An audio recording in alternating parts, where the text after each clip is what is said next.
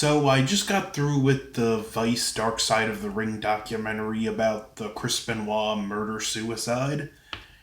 It was a two-parter and I thought it was very well done and I just want to share my thoughts on it. First of all, props to them for realizing they couldn't tell the Chris story without telling the story of Eddie Guerrero. And they did that really well, and this documentary was pretty interesting in the fact that it didn't come from a finger pointing standpoint, it just presented the facts. I remembered watching the Eddie part and thinking back to what it was like when Eddie passed away. I remember watching that Monday Night Raw tribute for Eddie and bawling my eyes out. These two at the time were my two favorite wrestlers.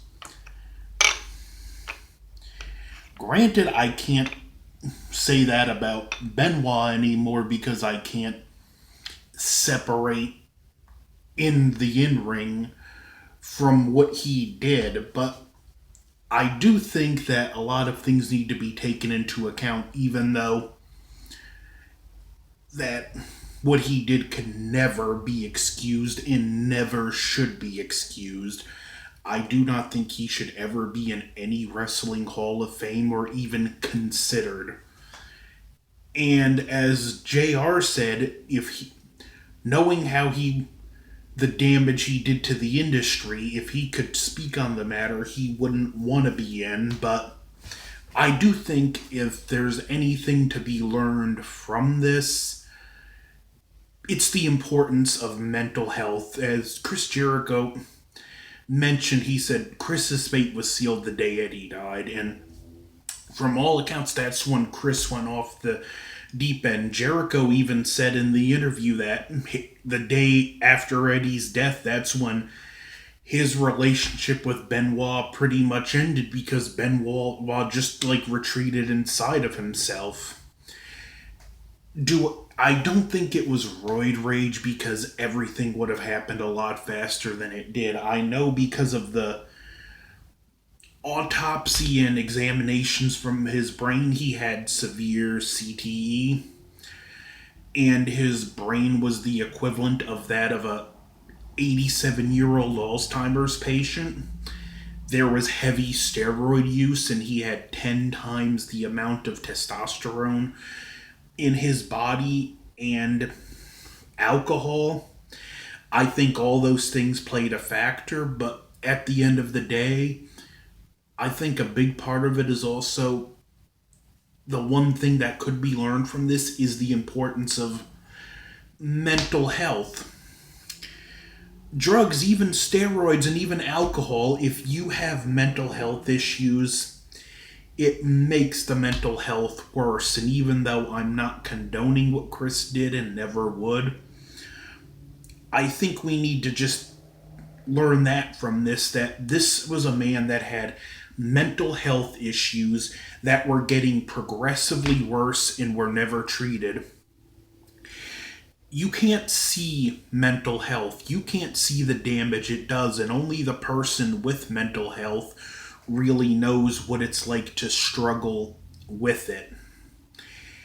And that's one of the things in this was a man who had those issues and was always pushing himself hard and never got that help. Even back then, as few years ago as that, there was still more of a stigma about mental health than there is today. And I know the stuff he did in the ring, how hard he pushed himself didn't help. The diving headbutts was a severe contributing factor to the CTE. And even though, again, he should never be in the Hall of Fame, and I agree with him being blackballed, we still need to learn that lesson about mental health. I can't drive that home enough, but as far as blackballing his family, shame on you, WWE.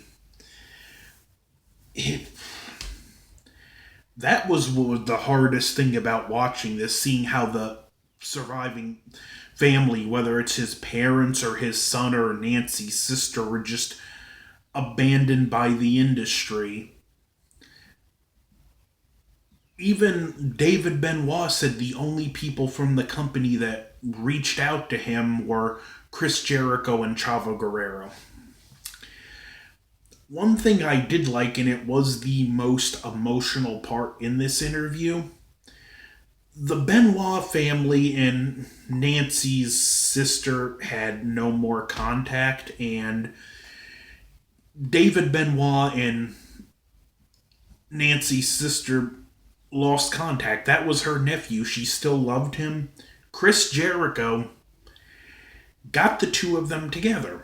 And like David Benoit, you could see how emotional it was for him, this whole documentary. And there was one scene that really hit me when he was talking about it, and he still talked about how much he loves his father, and he broke down crying. And Chavo Guerrero and Sandra, Nancy's sister, were there, and they comforted him, and it was just a genuine, real moment that you can't script.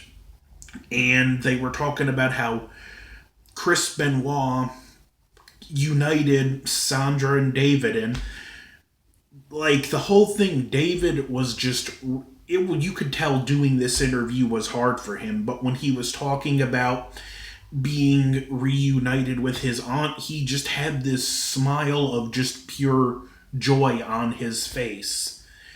And Chris Jericho, for helping these two people and for helping them to heal more after all these years. You are a stand up human being, in despite everything you did for the business, you deserve more respect for this than anything else, because that's just a true class act, and I take my hat off to you. I know David Benoit wants to get into the business. I wish him the best of luck. I hope 20 years from now he's a multi-time world champion. And even at the end, I like how Sandra mentioned, she said one day she wants to be able to forgive Chris, that she can't carry this burden around forever. And I think that's great that there's a healing process that still hadn't took place, but slowly is. This documentary was a real heavy watch,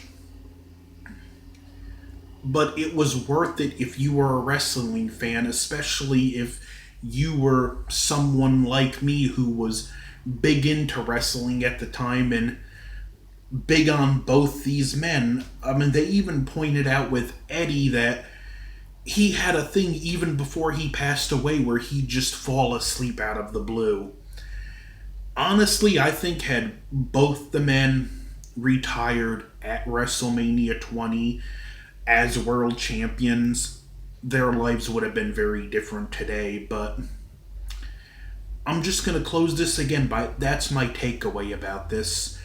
Your mental health is every bit as important as your physical health. And if you're struggling with mental health issues, get them treated, because you could be the best, kindest, most warm and compassionate person out there.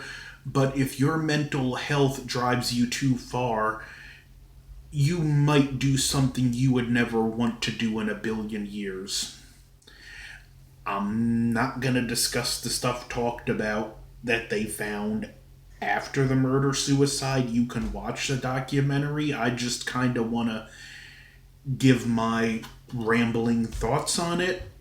So, just tell me what you think in the comments below. I'm interested to hear the opinions of anyone that's either seen it or was just familiar with their work from wrestling and back in the day. So you know what to do. I'm not even gonna plug the rest of that in this video because it's too serious. Over and out.